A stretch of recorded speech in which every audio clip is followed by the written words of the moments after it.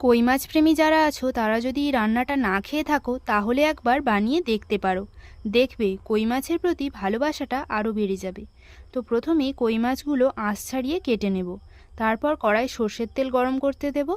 এদিকে কই মাছগুলোতে নুন হলুদ মাখিয়ে নিয়ে গরম তেলে উল্টে পাল্টে ভেজে নেব। মাছ ভাজার তেলে দেব তেজপাতা, পেঁয়াজ কুচি। পেঁয়াজটা ভাজা হয়ে গেলে দেব রসুন বাটা, আদা বাটা, হলুদ গুঁড়ো, লঙ্কার গুঁড়ো আর পোস্ত বাটা। মশলাটা বেশ কিছুক্ষণ কষাবো। তারপর দেব ফেটানো টক দই। আবারও একটু কষাবো। মশলা থেকে তেল ছেড়ে গেলে দেব সামান্য চিনি, বাটি ধোয়া জল আর স্বাদমতো লবণ। ফুটে উঠলে দেব ভাজা কই মাছগুলো। নামানোর আগে ছড়িয়ে দেব গরম মশলা আর দেব গোটা কাঁচা পাকা লঙ্কা।